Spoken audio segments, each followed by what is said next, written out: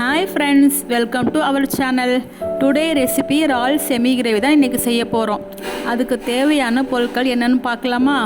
First ஒரு கடாய் எடுத்துக்கலாம். அந்த கடாயில் 3 டேபிள் ஸ்பூன் ஆயில் விட்டுக்கலாம். அந்த ஆயில் காஞ்சதுமே ஒரு பட்டை 2 கிராம்பு பிரியாணி இலை போட்டு நல்லா ஃப்ரை பண்ணிக்கலாம். நெக்ஸ்ட்டு 3 பெரிய வெங்காயத்தை பொடியாக நறுக்கி அதனால் பொன்னிறமாக வறுத்து எடுத்துக்கலாம். அதுக்கப்புறம் அதோடு கொஞ்சம் கூட கருவேப்பிலை சேர்த்து இஞ்சி பூண்டு பேஸ்ட்டு அதையும் போட்டு நம்ம நல்லா வதக்கிக்கலாம்.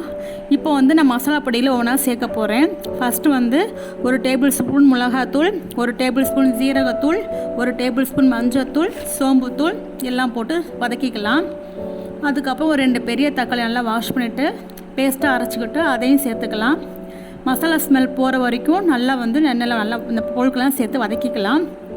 அதுக்கப்புறம் 1 கிலோ இறால் எடுத்திருக்கேன். நல்லா கழுவி வாஷ் பண்ணி அதை அதையும் போட்டு தண்ணி இல்லாமல் வடிகட்டி அந்த இறாலை நல்லா போட்டு வதக்கிக்கலாம். தண்ணியை நம்ம ஊற்றவே தேவையில்லை, ஏன்னா அந்த இறால்லே தண்ணி விடும். அதனால் நல்லா அந்த மசாலா வாசனை போகிற வரைக்கும் இந்த எல்லா பொருட்களையும் சேர்த்து நல்லா வதக்கினதுக்கப்புறம் 10 நிமிஷம் ஒரு மூடி போட்டு வேக வச்சுக்கலாம். ஆஃப் பாயில் இறால் வெந்துருச்சு. இன்னும் கொஞ்சம் நேரம் வேக வச்சதுக்கப்புறம் நல்லா திக்காக ஒரு டம்ளர் தேங்காய் பால் கெட்டியாக எடுத்து அதை அந்த கிரேவி மேலே ஊற்றி 10 நிமிஷம் மூடி வச்சுட்டு கொஞ்சம் கொத்தமல்லி தலையை தூக்கிட்டு இறக்கிட்டால் அவ்வளோதான் இறால் கிரேவி முடிஞ்சிருச்சு. அது மட்டும் இல்லாமல் கொஞ்சம் அந்த இறாலில் கொஞ்சம் ஒரு 1/4 கிலோ இறால் எடுத்து பிள்ளைங்களுக்கு லைட்டாக ஃப்ரை பண்ணியிருக்கேன். பக்கத்தில் மீன் ஃப்ரையும் பண்ணிகிட்ருக்கோம். அதோடு சேர்த்து இந்த வீடியோவில் போட்டிருக்கேன்.